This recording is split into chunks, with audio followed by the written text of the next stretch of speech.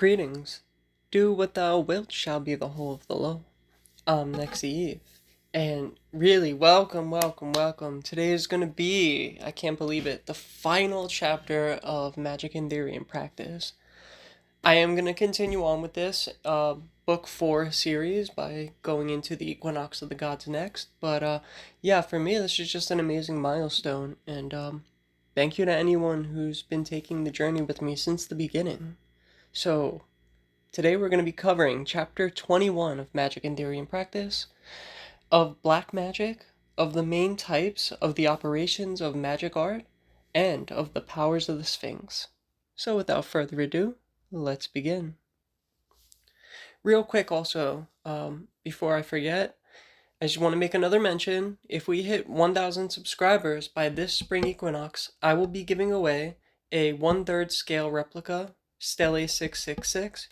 It's actually closer to 2/5, but 1/3 sounds better, which I make by hand.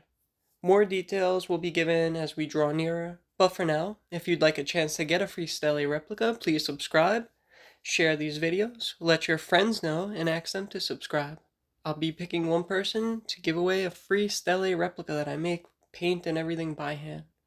Right now, we're at about 700, and I believe we could definitely get to 1K. We have just over a month to go. Now, let's begin. So this chapter 21 was written some 20 odd years prior to the letters that would later compose Magick Without Tears. And I would argue that the beginning of this chapter really is a precursor to Crowley's theories of the three brotherhoods of magic, or three schools, the white, the black, and the yellow. I intend one day to discuss each of these, their functions and operations in today's world. But for now, I will stick to the subjects of this chapter. I just wanted to make mention that, yeah, this really does seem like a precursor, and you can go into Magick Without Tears. There's a couple of chapters that talk about the three schools, and it definitely gets into what is white and what is black magic. So this chapter begins by stating that, quote, "The single supreme ritual is the attainment of the knowledge and conversation with the holy guardian angel. It is the raising of the complete man in a single vertical straight line. Any deviation from this line tends to become black magic." End quote. This I take a step further. In my last video, I discussed the difference between will and true will.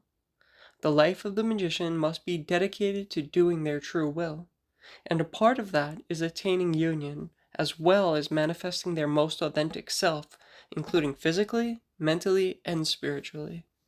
As magic is the art and science of causing change to occur in conformity with one's will, anything done intentionally that is not geared towards one's true will, the primary reason they, a particle of God, incarnated to experience itself, anything not geared towards that union and manifestation is black magic. In short, when one is treating their ego as the true self, they neglect the divine part, and thus use magic to manifest what will subdue and please their ego.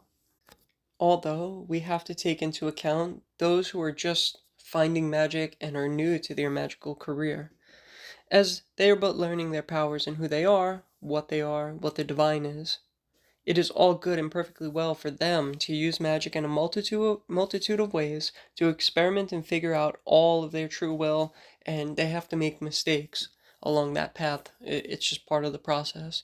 So a person, let's say in AA who reaches neophyte or zealoter, they don't have this harsh restriction of using magic specifically towards their true will because they don't know what that is yet. So they're going to use magic in order to figure that out, and they're going to have to eventually in 6 equals 5 in Geborah, Adeptus Major, when they reach that grade, they have to learn how to use every type of magic. And that's going to be an experimental phase where, there's a lot more leniency. But when you advance much further, I'm going to get into how black magic is more, yeah, you could still do things you shouldn't be doing at those grades.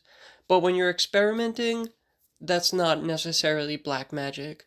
When you already know what your true will is, that's where the problems arise, when you start doing things that are not in line with your true will.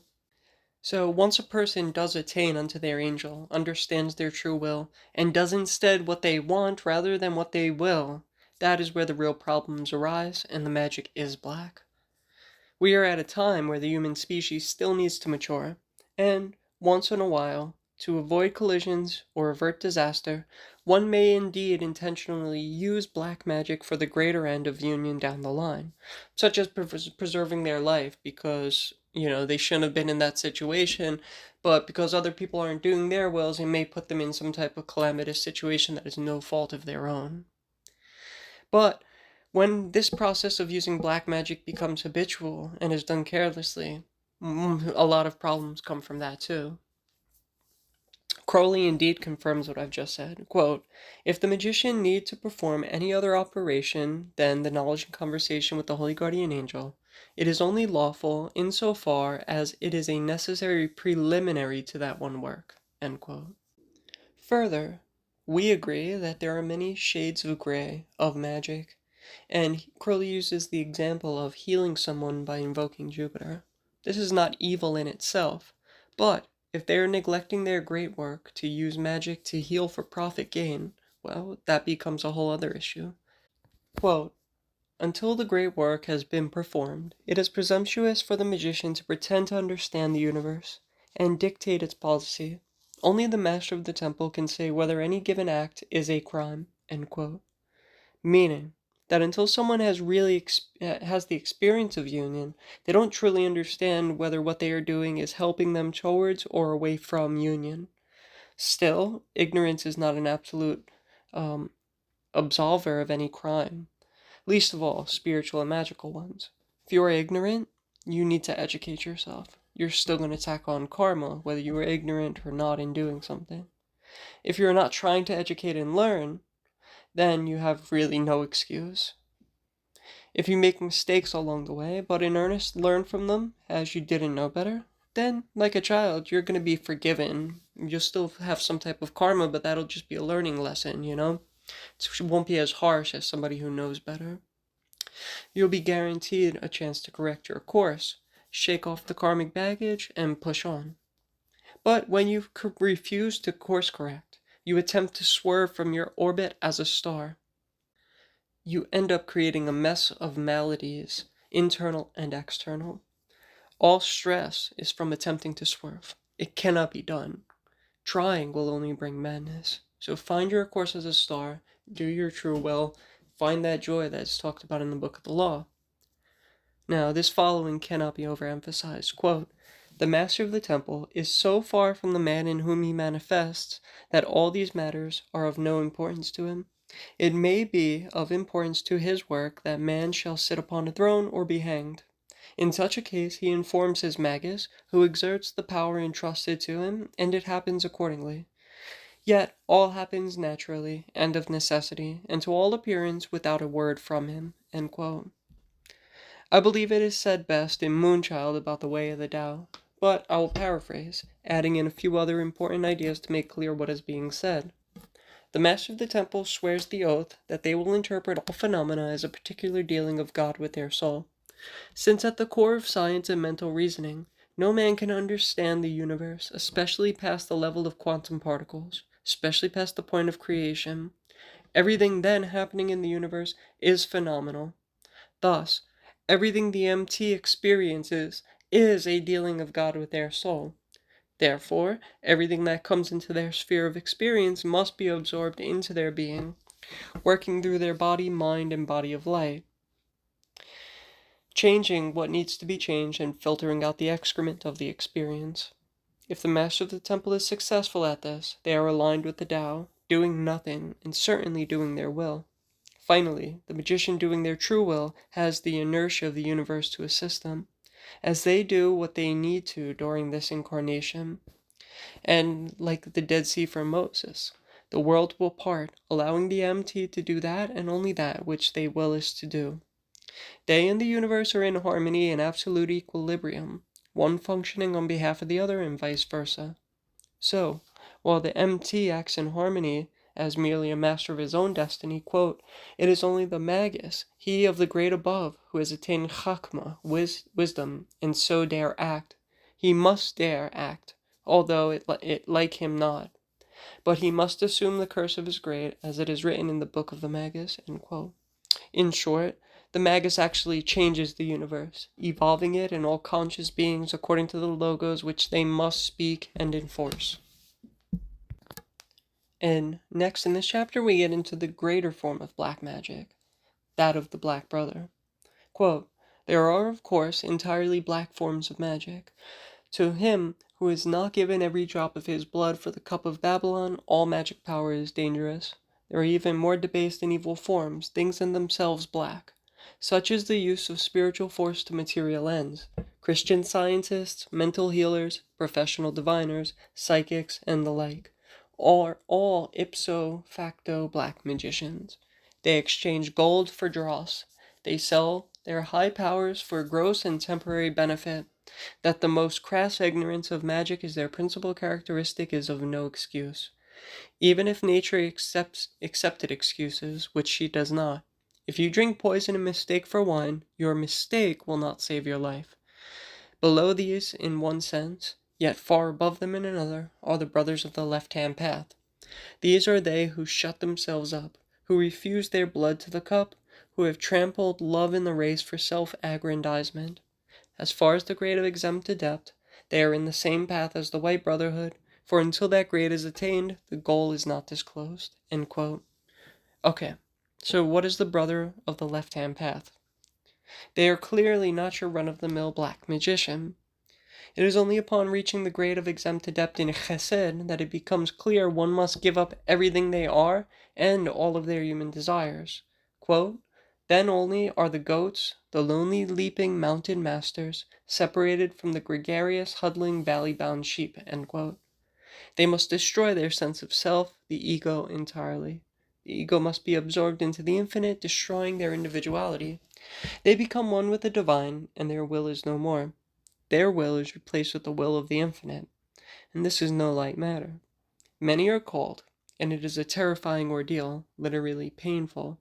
Usually the choice to plunge themselves into the abyss presents itself, and they are given a minimal amount of time to make the decision to jump. Should they balk and refuse to give up their all for naught, they inevitably lock themselves up in their ego and become a brother of the left-hand path, a black brother. Eventually, they are driven mad, and their will is replaced with the will to not exist, and their existence is doomed, and they know this on the deepest unconscious levels, so that their motives become all at once geared towards dissolution of the universe. And this is a stark contrast to the white school of magic, whose law states, quote, "Existence is pure joy," end quote. Now keep in mind, these terms do not apply to all of the current schools of LHP that exist today. This is referring strictly to magicians who have reached chesed by attainment and balked from crossing the abyss. The terms were adopted and changed over the years by such schools who studied Crowley as the Choronzon Club, Typhonian OTO, and then later changed again by Thomas Carlson and such orders as came from his lineages. Now, these schools are working their attainments upon the Clifothic tree and has nothing to do with what Crowley is stating. It is, quote, "Those who have well learned the lessons of the path are ready to be torn asunder, to give up their own life to the babe of the abyss, which is and is not they. The others, proud in their purple, refuse. They make themselves a false crown of the horror of the abyss. They set the dispersion of Choronzon upon their brows. They clothe themselves in the poisoned robes of form. They shut themselves up, and when the force that made them what they are is exhausted, their strong towers fail. They become the eaters of dung in the day of Be With Us, and their shreds, strewn in the abyss, are lost." End quote. If you go to Liber Chet, you will see that once a person takes the plunge into the abyss, should they have actually been ready to do so, they will then be forced to undergo the process necessary for them to make it to the other side, even if their current incarnation must end, and they continue the ordeal in the next or several next incarnations. Now, we're going to enter section 2 of this chapter. Quote, "But before leaving the subject of black magic, one may touch lightly on the question of pacts with the devil. The devil does not exist. It is a false name invented by the Black Brothers to imply a unity in their ignorant muddle of dispersions. A devil who had unity would be a god. It was said by the sorcerer of the Jura that in order to invoke the devil, it is only necessary to call him with your whole will. This is a universal magical truth and applies to every other being as much as to the devil. For the whole will of every man is in reality the whole will of the universe. End quote. This brings me to several points. One, as I said in my video on Liber Samech, symbolically, the devil is merely the force which separates the conscious and unconscious minds, hell being symbolic of the depths of the unconscious. To reach the spark of divinity within, it is necessary to plunge into the unconscious depths, retrieve the Olympic flame, and make it back, much like any of Homer's epics or of the hero's journey genre. But you can indeed invoke the devil as a personification of this keeper of the unconscious depths. Actually, you could create any kind of deity for that matter. If there is a concept, you can personify that concept with a figure whose identity symbolizes the concept you wish to work with. You make mythology based on the characteristics of the concept at hand, give it a depiction, and create a ritual to invoke it. If you believe truly in this figure and you put the whole force of your will, it will manifest. So far as the devil as an adversary of God is depicted in Christianity, it is most absurd. No such figure would be able to fight with an omnipotent being that can blink anything physical or spiritual in or out of existence. So the whole mythos, in my opinion, is crazed. The devil of Christianity is merely a scapegoat to blame the average person's problems and bad choices upon, instead of them taking responsibility for their own life and karma. Demons, on the other hand, do exist, as much as any deity or human exists for that matter. And whether by Solomonic or other means, it is easy to call them into a triangle. They do not follow a single leader, Satan. They do have hierarchies based in their power level and followings of legions under them. But even all of this is symbolic of what concept they each represent. So the four kings correspond primarily with the four hermetic elements associated with the cardinal directions. Thus, they cover a whole big, vast array of concepts that the elements correspond with as well. So, of course, they are kings with many lesser demons and legions under their leadership. Crowley writes, quote, "It is, however, always easy to call up the demons, for they are always calling you. You have only to step down to their level and fraternize with them. They will then tear you in pieces at their leisure. Not at once. They will wait until you have wholly broken the link between you and your holy guardian angel before they pounce, lest at the last moment you escape." End quote. Which is why you always forge your link with the higher before dealing with the lower. And you need to nurture that link at all times. If the link is not impregnable, the lower will break it, and then you.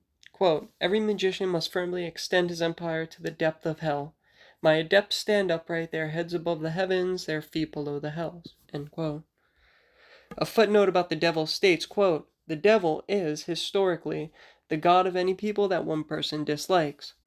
This has led to so much confusion of thought that the B666 has preferred to let names stand as they are and to proclaim simply that Iowas, the solar phallic hermetic Lucifer, is his own holy guardian angel, and the devil, Satan, or Hadid, of our particular unit of the starry universe.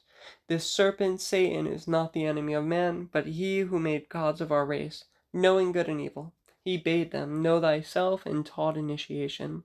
He is, quote-unquote, the devil of the Book of Thoth, and his emblem is Baphomet, the androgyny, who is the hieroglyph of arcane perfection. The number of his Atu is 15, which is Yod-He, the monogram of the Eternal, the Father one with the Mother, the Virgin seed one with the all-containing space. He is therefore life and love. But moreover, his letter is Ayin, the Eye. He is light, and his zodiacal image is Capricornus, that leaping goat whose attribute is liberty." End quote. Crowley then addresses pacts with demonic entities, saying, quote, "They are rarely lawful. There should be no bargain struck. Magic is not a trade, and no hucksters need apply. Master everything, but give generously to your servants, once they have unconditionally submitted." End quote. When performing the art of evocation, you are able to call up demonic spirits because you have the divine spark of creation with you. This spark, too, is why angels come when you call them. They are bound to and must obey God. Again, after forging your link with the highest, and then evoking the spirit, you command them. If they disobey, use divine names and words of power. If they try to strike a deal, do not agree and remind them harshly that you are in control. In section 3 of this chapter, Crowley begins by listing 7 classes of the operations of magic. These are evocation, consecration of talismans, divination, fascination, which includes things such as invisibility, change of appearance, and glamour, works of love and hate, works of destruction, and works of creation and dissolution, also the higher invocations. Over the course of this channel, I've spoken about most of these. The rest I'll go into at a later time, especially invisibility and glamour, which I plan on covering soon. Crowley then states, quote, "There are also hundreds of other operations to bring wanted objects, gold, books, women, and the like, to open locked doors, to discover treasure, to swim under water, to have armed men come at a command, etc., etc. All these are really matters of detail of the Adeptus Major, which he will easily understand how to perform them if necessary." End quote. Grimoires have many odd operations. I look at grimoires as cookbooks, containing many recipes, easy to follow instructions. With experience and skill, you can read most grimoires and adapt the material or make new operations based on cumulative experience and understanding from them. The major adept gets the task of mastering all forms of magic, and that is no simple task as it requires years of dedication to the art and constant experimentation. Now, here I emphasize, quote, "It must be further remarked that it is absolute black magic to use any of these powers if the object can possibly be otherwise attained. If your child is drowning, you must jump and try to save them. It won't do to invoke the Undines." End quote. So really, always attempt to resolve material matters on the material plane with material means. Only as a last resort use ritual magic. Further, a low-grade magician can abuse the art as much as they like. They'll pay the price for it later, but the magic will work. Once the master has crossed the abyss, their magic will only work if it is aligned with their true will. Crowley shared this several times in many of his writings. Take this from chapter 16 as an example, quote, "But as he advanced to adeptship, his coltishness found its mouth bitted. As soon as he took serious oaths, and was admitted to the order which we name not, these oaths prevented him using his powers as playthings. Trifling operations, such as he once could do with the turn of the wrist, became impossible to the most persistent endeavor. It was many years before he understood the cause of this, but little by little he became so absorbed in the work of his true will that it no longer occurred to him to indulge in capricious amusements." End quote. So in short, it's like once you get to a certain point in grade work, you're really bound to do your true will and nothing else. You'll take certain oaths in certain orders that really stop you from being able to use your magic willy-nilly to just manifest whatever the hell you feel like manifesting, just because you feel like it or you think you need it. Really, you're only going to be able to do magic to do your true will. So section 4 of this chapter is dedicated to necromancy. And I'm just going to go through this very quick as I have a video on necromancy and you can see the description below to find a link. If you take up this art, you must have your morals and ethics set in stone and not waver from them. It is okay to bring the dead through the veil in certain cases. It is best if you have their permission to do so prior to them dying. In most traditions, there is a ritual for helping the very recently departed move on from the earthly plane safely. Quote, "Suppose the magician failed to obtain access to living teachers, or, should he need some special piece of knowledge, which he has reason to believe, died with some teacher of the past. It may be useful to evoke the shade of such a one, or read the Akashic record of his mind. If this be done, it must be properly very much on the lines of the evocation of Apollonius of Tyana, which Eliphas Levi performed." End quote. But as a note, on the astral plane, in death, remains a person in their body of light for only a short period of time. Their spirit and ego will eventually move on and the astral body dissolve. Then all that is left is their imprint in the Akasha, or in the astral, whatever you'd like to call it. This is no longer the person once the ego has been removed from it.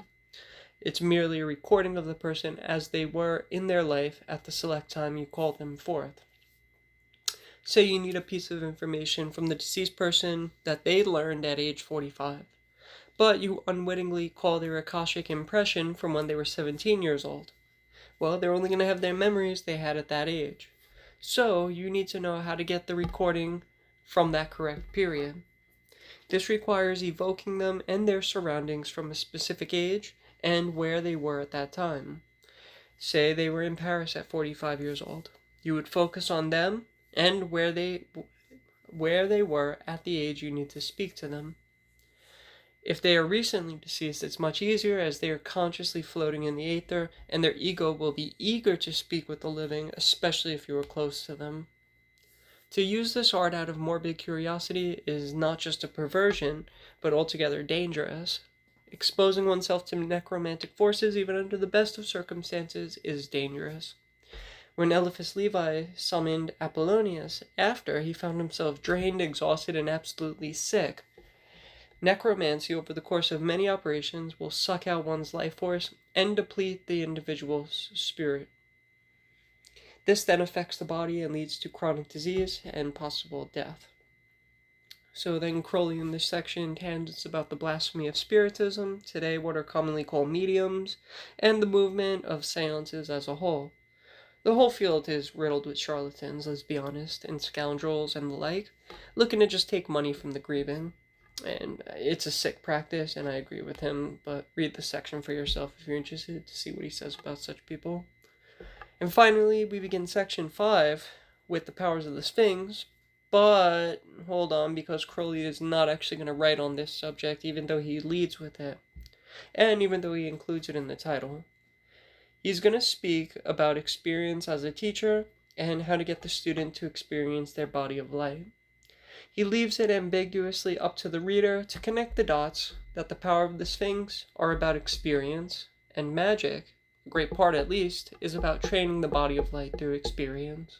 So just keep that in mind, especially if you read the chapter. I do find it unfortunate that Crowley disregards the powers altogether in this chapter. Since he does, and I want to stick to the content of the chapter, let me just give a blurb about the powers of the Sphinx first, and then continue to break down the rest of the chapter at hand. So, here's my little blurb. To know, to will, to dare, to keep silent, and go. These first 4 powers correspond with the 4 sides of the pyramid, and to go is the base of the pyramid.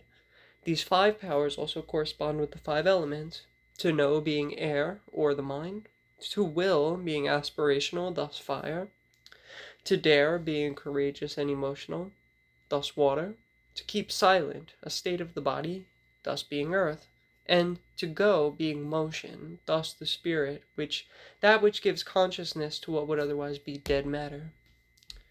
Crowley begins the section saying that thankfully these powers have always been kept in the forefront of magical instructions through the ages, that even the novice, quote, can always rattle off that he has to know, to dare, to will, and to keep silence, end quote.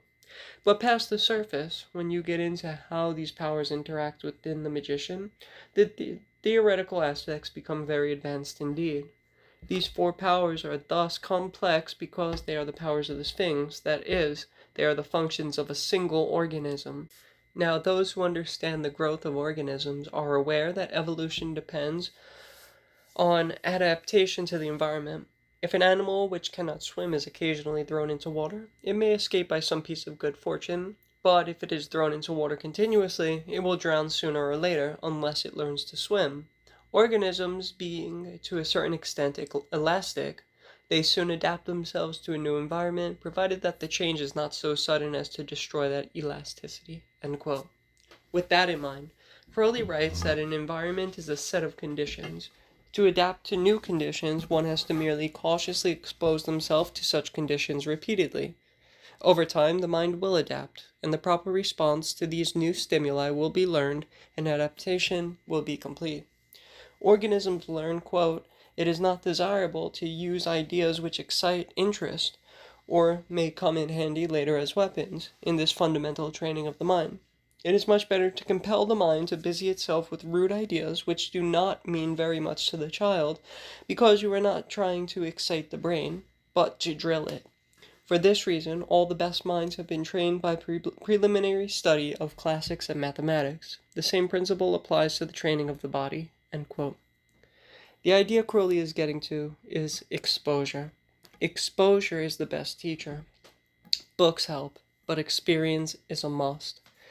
Further, the experiences must be geared towards that which is in accordance with the will of the student. Quote, "In magic and meditation, this principle applies with tremendous force. It is quite useless to teach people how to perform magical operations, when it may be that such operations, when they have learned to do them, are not in accordance with their wills. What must be done is to drill the aspirant in the hard routine of the elements of the royal art." End quote. Crowley writes that in mysticism the same is true, but also that one must be trained in methods that inevitably lead to samadhi. But if at a later time samadhi is no longer in accordance with their will, the training itself is what was important, as the experience of training drilled the student in various disciplines of mind and body. They have become hardened and focused. They have gained experience. He gives an example of training in music, that the serious student is not taught to merely play a song. They are drilled on how to play every possible series of notes, so that when confronted with any musical problem, they are able to adapt automatically with skill and finesse. Only then are they a master and pushed onto the stage. Concerning magical training, Crowley states that the new student will not understand the body of light, yet must be drilled in the practices that work upon their body of light and inevitably get them to understand it. It doesn't help to merely tell them what to do just because you are their teacher. They will not believe they are making progress because they cannot see the goal even though you do. Regardless, every magician must be drilled in the following. 1. Fortification of the body of light. See Libra O for guidance on assuming God forms, and also Astral Journey in appendix in Magic Book 4. 2. Purification, consecration, and exaltation of the body of light by invocations. 3. Experience and education of the body of light by astral journeys to all planes repeatedly over time.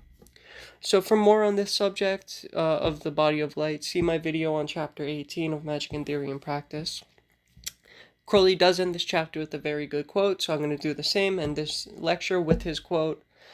Quote, "There is no object whatever worthy of attainment but the regular development of the being of the aspirant by steady scientific work.